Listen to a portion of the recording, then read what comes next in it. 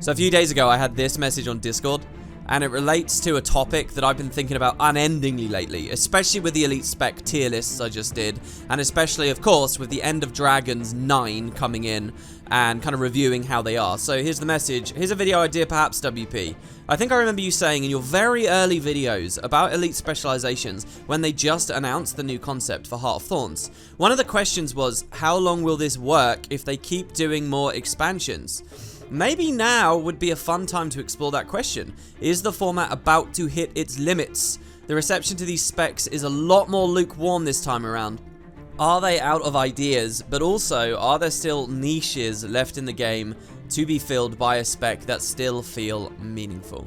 So this is kind of a fantastic topic, and there's multiple levels we can tackle it out. We can talk about the mechanics of the Elite specs, we can talk about just like the fantasy and the idea of them. And I'm going to kind of give you guys my real take on this, which isn't a very pleasant one, but then also what I think a solution to it would be. And that's that, yeah, I agree in general with the people. I'm pretty lukewarm about this wave of Elite specs. I'm much less captivated than I was with either of the previous expansions. And while a lot of you guys in the audience right now are thinking just in terms of End of Dragons, for me, it's kind of a long-term Guild Wars diehard. I mean, Christ, this video today kind of reminds me of Guild Wars 1 profession issues, really. It makes me worried about the expansions after End of Dragons and what proposition we're looking at there with those Elite specs. See, the way I've been thinking about this is kind of what I've titled this video at, which is you guys realize when Christmas ends and we get End of Dragons, there'll be 27 Elite specs, 27 subclasses. Already, to me, that sounds like quite a staggering amount.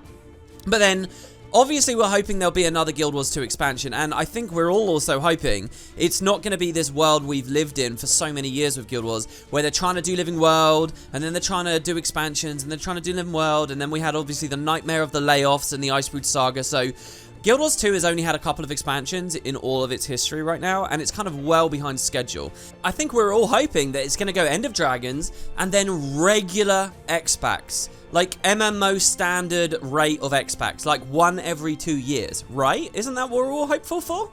If we like the idea of regular expansions, like expansions every 2 years, and we continue this idea that there's going to be 9 new subclasses every X-Pack, the number blows up.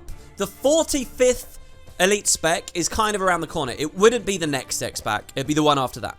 That's a lot of concepts. That's a lot of work. And I wonder whether not only is the studio up to being able to do that, but whether they'll hit a point for even the community where they say, okay, I'm satisfied now. I've seen 45 of these things, and there'll probably never be anything anywhere near as fun to me as the Scrapper was in Heart of Thorns, or as the Scourge was in Path of Fire, or as the Untamed was in End of Dragons, or whatever your specific example is. I appreciate a lot of people might scratch their heads at those specific ones. But you get what I mean, right? At some point, this has to run out. When is it no longer sustainable? I've spent so long thinking that that would be like way down the line, but here's what I've really started to chew on. I think we might already be crossing the line. Already, when I look at these End of Dragons ones and how much more lukewarm most people are, and I myself am too, I'm thinking I kind of wish there'd been some changes. I'm thinking maybe there could have been a groundwork shift. So in this video, I kind of want to identify what those are and how I'd like to see Elite specs be handled in the future. So let's just be clear as well. One opportunity for the studio is this. They get rid of the idea of Elite specs. If they're too much work, if they hold Elite expansions back, if people aren't excited about them anymore, if they just create a bunch of balance complaints, blah, blah, blah, blah, blah, they could just throw them aside. Now, some of you guys listening are going to hate that idea. Some of you guys are going to be all right with that idea. I'm not going to advocate it because it's kind of like a cop-out, right? I want to look at Elite specs and how they could go to X-Pack 45 and make it good. I want to look at Elite specs and say, how can you get to 100, you know? Let's say Guild Wars is going in the mid-2030s. I know that sounds kind of crazy, but we have already done a decade, and a lot of MMOs have established precedent of going for that kind of length of time. Are they still doing Elite specs then? What does a Elite spec 100 look like? So here's kind of my identifying of the issues and my solutions. First, let's talk about theme and flavor and fantasy, which, if you've watched my tier list, you'll know that I'm someone that really cares about that stuff. Now, here's the problem with that straight away, and here's why a lot of the stuff that we came with End of Dragons feels lukewarm. It's because we have to remember that Guild Wars 2 wasn't originally made for the Elite spec system. It was tacked on later. And what that means is that it was released with these 8 amazing professions that all there at the launch in 2012 were designed to cover the canvas of as many of the biggest and best fantasy archetypes that you can picture. Like, a huge number of those base ideas are there. I'm not saying every single one, but a vast quantity of them are. And I think one of the best ways to express this and talk about this is with the engineer. Within the engineer, you've kind of got like a mechanist kind of character, you've got like your gunslinger character, you've got your inventor character, but they even put a line on there to do with alchemy. Because they knew, you know, like that kind of idea of like an alchemy kind of character people might like. It wasn't really anywhere in Guild Wars, so they ended up putting it onto the engineer. Now, if they had always known elite specs and expansions is what they wanted to do, if they'd always had this foresight, I don't think you ever would have seen alchemy come onto engineer, because that would have been a beautiful and perfect idea for an elite specialization. And that happens all over the place. The one big gap that they did leave was this idea of a third rung for the heavy armors, and well, they fulfilled that when Heart of Thorns came out. And even then, where I think most of the time you look at other MMOs and you'd say that's just a pure Dark Knight thing, again they went big and broad with it, and they said, well no, we're not just going to do a Dark Knight thing, we're going to have like some dwarf stuff in there and kind of tanky stuff, and we're going to have the idea of you know, the ultimate pacifist Ventari on there. We're going to hit a lot of places. So, and that's well and fine, and that the Guild Wars' benefit and dined off of that for many, many years. But the thing that's happened now is there are a lot less niches to look at. The one big area I think that the game, even including End of Dragon stuff, hasn't done is like nautical and piratey stuff like corsairs and swashbucklers and things, which I still would like to see. But does that get to us to Elite Specialization 45? I mean, it's a couple of little concepts. There isn't much there. And then they muddy the waters even further, and I don't understand why they did this, but with like the Virtuoso, where they don't just leave it as a bard so that they can have an effective bard later. They don't just have it as a scion. They don't just have it as a dagger throw. That's 3 distinct things they could have made there. Instead, they kind of bundle and jumble it all together, and that's something that I wish they hadn't done with End of Dragons. So we've ended up with the previous waves of elite specs. Like, even in Heart of Thorns, there's like the Herald, which is a little bit of a blurry idea. It's not a very tight theme. And then when you get to Path of Fire, there's a couple more of them. And when we get to End of Dragons, there's all kinds of stuff that's really not tight anymore and not clear anymore. Generic sounding terms like Virtuoso or Untamed or Vindicator or Catalyst. Well, what does a Catalyst do? I'm intrigued. Well, it uses this orb thing, and the orb comes from this lore that we've just written, and it catalyzes the orb. See? And don't get me wrong, they sound like cool names. It's just not quite the same as being told, oh, a bard is coming in, or oh, a necromancer is coming in, or oh, an elementalist, or alchemist. Things that are descriptive and that you can immediately latch onto and you can talk to new players about and they can get that immediate sense of. Like how in Heart of Thorns we had the Druid. So, that's the problem. And from a great many angles, I think that can look almost unworkable. But it's actually not. See, I think there is a solution. I think that ArenaNet have stumbled onto that solution in the past, and they just kind of need to realize that they've done that. And I think there are feasibly loads of cool ideas they could go up to, not just 45, but Elite Spec 100. I love this idea for what it's worth. It's one of the main reasons I'm making this video here. I've done a little spreadsheet, so here, I'll put it on screen so that you guys can see. And here's the solution. It's to stop avoiding the core lines. And it's something that they've actually done in the past. So, right now, what's implicitly going on is they're saying, no, it has to be something totally new and different. But that hasn't always been the case. Let's look down here in my Necromancer block, okay? Necromancer has its 5 lines, 5 different themes. You've got death magic, you've got blood magic, you have spike, cursing, and they also have the soul reaping line. Now, what was the theme of their first elite specialization? It was the Reaper, right? Well, that's basically the exact same theme and fantasy and idea as the soul reaping line. Except now you weren't called Necromancer anymore. You were full on about soul reaping. You got your new icon about soul reaping. You got a new name. You had like new animations that were kind of themed around that idea while you were in the Reaper Shroud and all the other stuff we've come to know and love about elite specializations. And the Reaper is one of the most loved elite specs that's come into the game through its tuning, its potency and stuff, but also just its theme. What it's offering was already there, but the devs went big on it, and guess what? It worked out really well. I mean, let me ask you, dear viewer watching this right now, really think to yourself, do you dislike the Reaper because it shares a theme with soul reaping? I mean, how many of you even had considered that had happened before I started talking about this on this video? I bet not too many. I don't think people might have problems mechanically, but purely in terms of theme, I certainly don't hold it against the Reaper. Did I feel satisfied that I could be a Grim Reaper type character before Heart of Thorns? Not really. Did I feel satisfied about that archetype and that fantasy after Heart of Thorns? Definitely. So you see where I'm going with this? Surely that's true for all the lines. That, in a nutshell, is what I think they should go back to doing. Instead of trying to avoid the core lines as much as possible, dig into them. And in fact, literally offer the idea that eventually every core line will have an elite spec equivalent. So there are some other little examples of where they may have done this before, and I think Heart of Thorns is another example. The Daredevil. Now, who hates Daredevil because of its theme? Daredevil is essentially just the acrobatics line, taken and grandfathered into a full specialization. And they give you new animations, dodge rolls, unique traits, and so on, all the stuff we love. Is there any problem with that theme? That's actually quite a tight, clean concept, isn't it? I mean, I think we all agree that it would work better if it came with End of Dragons rather than a random jungle X-Pack, but hey, hindsight is 2020. The concept here works. I think they've done it in a couple of other places. I mentioned this on a stream the other day, and some people gave some examples. I think this one's a pretty good one. The Mirage from Path of Fire, that's essentially just taking the idea of an illusionist and bumping it up into a full elite specialization. And let me just tell you guys now, pause the video, look away from this spreadsheet here. Try and invent for me another 27 elite specializations that are not allowed to touch any of the core lines. Imagine how hard that is to do.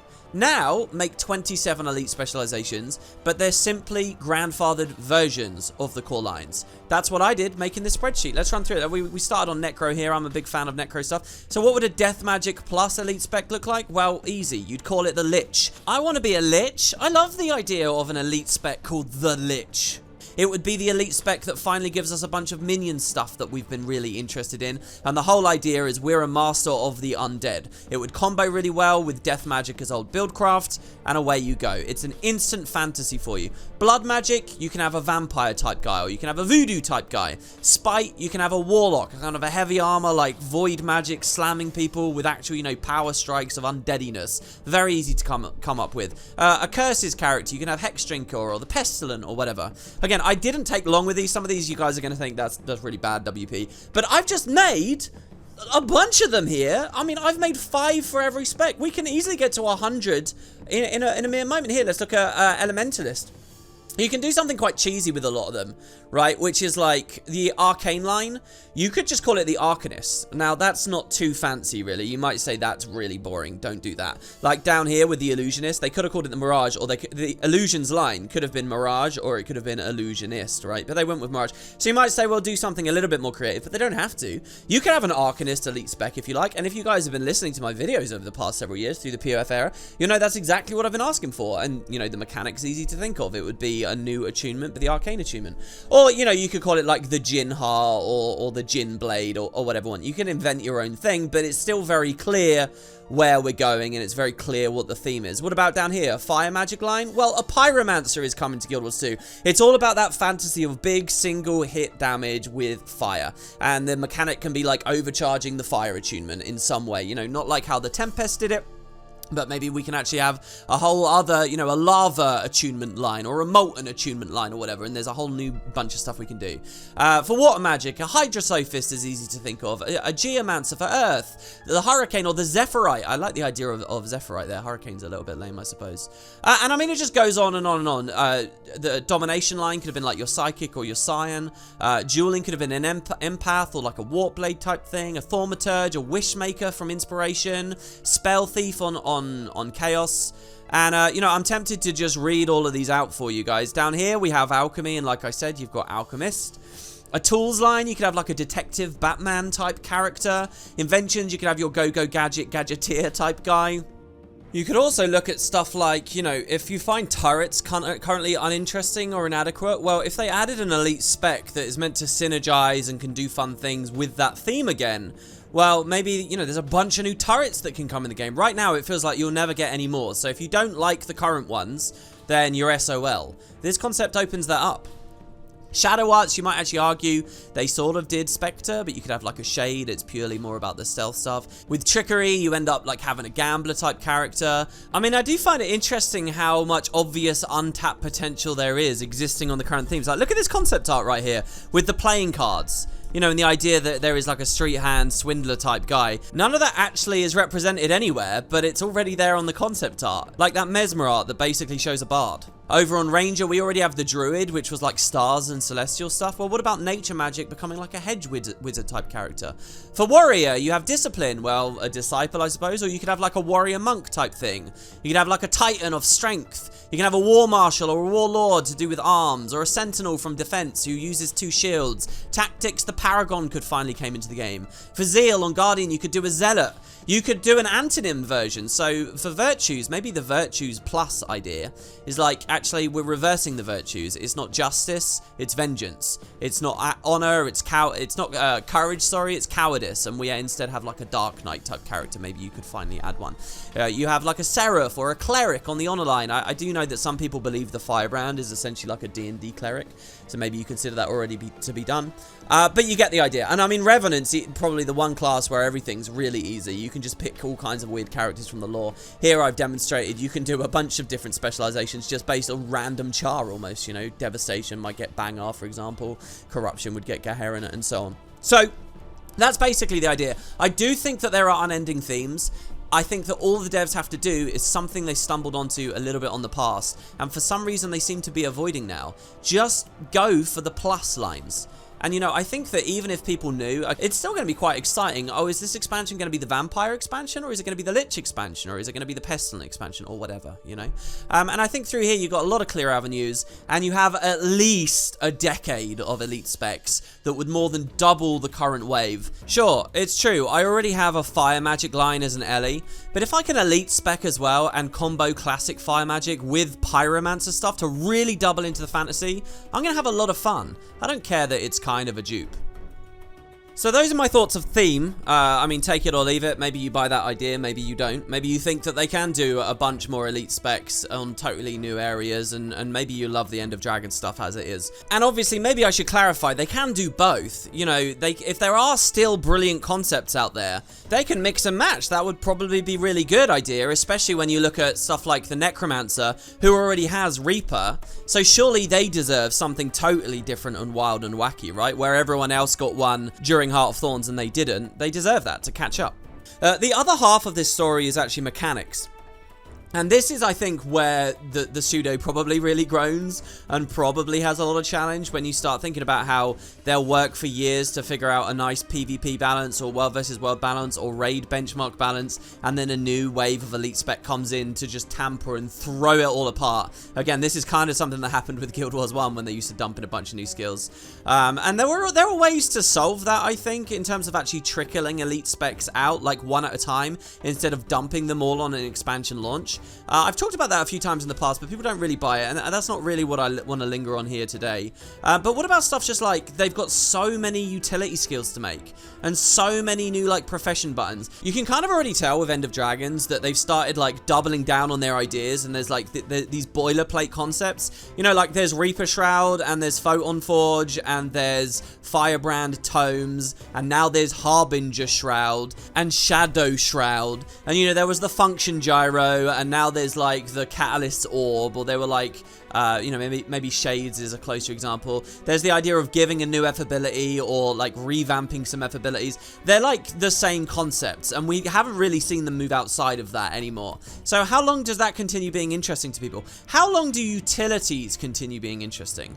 Now, once upon a time, I think they were quite transformative. When I look at Heart of Thorns, I see that they added skills that like disconnected your character from the camera, like a Revenant Sword 3, or more notably like the Hammer Revenant ability, I think it's Hammer 3, where you go flying really far away and come back. Or how about that they'd implemented abilities that tether you to another player's coordinates, so if you Sword 3'd onto a Mesmer who went through a portal, you'd go through it too. Or they were doing, on Rev again, other big transformative stuff like the idea of just swapping all your utility skills via legend swapping. That was pretty big. That shook up the current game a lot. They shook up their implementation of the Trinity back then as well. They made space for real supports. So Druid came in, and Druid felt like a genuinely big new new niche and fun thing to try. And then say there were some little examples of that with Path of Fire, like when they added Barrier. What did we get with End of Dragons? Are they still reassessing their implementation of the Trinity? I would argue there's actually a lot of work that can still be done on the tanking part of that, and fixation and toughness tanking and all that kind of stuff. What do I think we would get on the X-Pack after that, or after that? I don't really think that they're being that transformative with the mechanics anymore, and I think they're beginning to struggle with the amount of stuff that they have to throw in. And here's one of the big problems. I think all the levers and tools that they should have to make elite specs feel mechanically captivating to us are exhausted because there's already an overabundance of those things in the game. Like, what do we see with End of Dragons? We see basically every profession that doesn't have good quickness getting quickness, because that's one of the last things they know that they can still excite us about being able to share with our friends or maybe open up something compositionally. Largely, I think that that's the big problem they've got, and mostly I'm talking about the boon and condition system. I think that what they need to do to continue making future generations of elite specializations captivating is actually rein back on a ton of that stuff as like a mid-expansion patch. So like, imagine this, right? Imagine a world where vulnerability exists exactly as it does now. It's something that you can stack on enemies and it increases the damage they take, right? It's vulnerability as you know it. But the thing is, vulnerability doesn't exist on many abilities. Imagine it's not all over the place on any class you can imagine. It's rare. You hardly ever see more than 5 vulnerability go out. Any one build can't even stack that much of it, and let alone see it go over 10. Maybe like a whole group of people really trying to burst vulnerability after a break bar goes down, and maybe you'll see it get to like 10 or 12 or something. Then, in that world, they just revealed the Spectre to us. The Spectre is a new healer class that actually does pump out a good amount of vulnerability. And it has that combination of 2 roles. That would be really captivating and exciting. That would be like a new niche. We would start thinking about fun things we could do with our comps. The game isn't balanced around always having 25 and all the classes can do it all the time. It's a thing that maybe you can sub in sometimes, and it's a special thing that specialization can do. Kind of like how the Druid didn't just introduce the idea of, hey, I can heal people, but it could heal people by giving a lot of might and by increasing their precision and, you know, stacking Grace of the Land on them, for example, and stuff. That combo was fun and captivating about the Druid back in the day. What equivalents are there for End of Dragons here? It's just like, oh, okay, now there's a quickness version. I already kind of have seen a quickness alacrity guy ever since the Chrono's been out. And I think it's because of that overabundance. I think an overabundance, not just of vulnerability, but of might, of fury, of heal effects, of you know, any kind of defensive effect you might imagine, like protection and so on. A patch that reins a lot of that way can create the space for future elite specializations to start playing again. But it's going to take a significant balance initiative, and it's going to cause a lot of the current PvE content especially to have to be recalibrated. I mean, while they're at it, they could reinvigorate some of those old encounters that just aren't that fun anymore. I want to be doing updrafts when I'm fighting Gorseval, not no updrafting it every time. Maybe they could kill 2 birds with 1 stone there. Another thing though, I think is that I alluded to a second ago that's really tricky is utility skills. When I look at the End of Dragons utility skills, I think nearly all of them are boring. And I can't imagine how much time went into concepting and naming and creating art and animations and functionality for all of these new buttons, which generally speaking are pretty much a snooze fest to me. And have you noticed how boilerplate a lot of them are? You can see the devs are struggling with this. Like, they're bereft of all nuance. Okay, this is a button you will press to cleanse all condis. I mean, I'm pretty sure the untamed version of that is literally essentially that. Or it's like, okay, there's always just going to be a random stun break that you've got here. And does the Catalyst stun break really feel substantively different to the Weaver's stun break did? Is the new untamed elite skill substantively different to the Core Ranger elite skill? I mean, they're just lame. And how many people are really excited about elite specs for their utility skills at this point? I think there are 2 solutions here. One of them is the devs have to think a lot more carefully about, like, what category these elite skills are. Like, there needs to be some special nuance. There has to be a reason that they're all wells, or that they're all stances, or that they're all shouts or whatever. And there need to be, like, runes and buildcraft avenues for that go a little bit beyond just the traits. That's one thing. But honestly, I would be pretty happy to see the utility skills go away. I'm serious. Here's a vision for Guild Wars 2's future that I would genuinely prefer. I would rather have one skill. Just a single, potent, fun, elite skill. Probably an elite skill. It doesn't have to be, but let's imagine it's elite. And that skill is added at the time of the expansion to the base profession.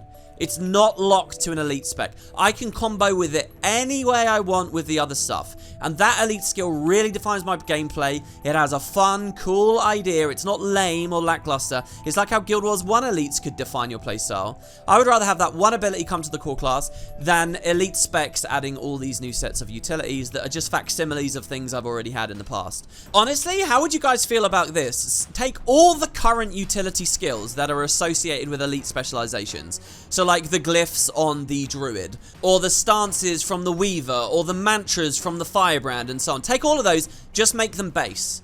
And from now on, elite specs don't include elite utility skills anymore. They give you a new theme, a new mechanic, new traits, and the weapon stuff. That's it. Everything else is core, and each X-Pack does give you a new utility skill, or multiple utility skills. It's just their core profession stuff, and it's not like a whole set. It's things they're actually inspired for, and think will be cool, and actually playstyle defining. That's a lot less work for them. They can now focus a lot more on the other elements of the elite specs, so they click a lot better, and they feel a lot stronger, because they have the development time. And I think it's the exact same bang for my buck as a consumer, no? As for the other elements of the elite specializations, I would still leave it with 3 trait lines, and I think that they actually do pretty well. I'm quite satisfied with those. The weapons, I do think the addition of new weapons and weapon skills is a good idea. I would like to see they go broader with that if they can find the time or the budget for it. I do want to see stuff like blowguns and great axes and above ground spears and above ground trident and stuff. I do want to see new concepts coming in. I mean, even crazy stuff like you find playing with a yo-yo in Terraria or something. I kind of wish that Guild Wars had the space for that. When I look at MOBAs and games like League of Legends, and every new champion I play, they have like a totally new themed weapon. The actual nature of the weapon and the loot you equip for the animations and abilities you use is pretty indistinct in Guild Wars anyway at this time. So I'd like to see they push those further, and there's unending creativity and possibility there. That's a future I can buy into for elite specializations. This is the collection of changes I would make to create stuff I'd be really giddy for. Much more giddy even than a lot of the stuff I saw in Heart of Thorns and Path of Fire, and I'd be feeling really, really good about not just the next decade of Guild Wars expansions, but possibly even further than that. Certainly Elite Spec 45 I think would be fine. So that's my thoughts. That's really where I view the elite specialization system as it is. I think End of Dragons elite specs are doing okay, and I'm really excited to see what they do in Beta 4. There might be substantive changes. One thing you guys have got to think about as to why you're lukewarm on these might be just that we got very early betas on this one, and they did make big changes to, say, the Revenant beta and so on back in the Heart of Thorns days. Path of Fire didn't really have a great equivalent, so maybe they'll make big changes. I don't want to be super hyperbolic and say at the End of Dragons format is circling the drain or anything like that, but I would like to see some changes for the X-Pack after this. And these are my thoughts, really. So what do you guys think? Let me know down below. Thanks very much for the brilliant question and fun stuff to talk about. Hope you guys enjoyed the spreadsheet, and I'll see you on the next one very soon. Take care now, guys. I'll see you down below the video. Yes, and also earlier today, I started my Winds of Change recap playthrough. If you're Guild Wars 2 player and you're excited in more lore information about Cantha, check out this video. It's on screen right now. That's the playlist. Have fun.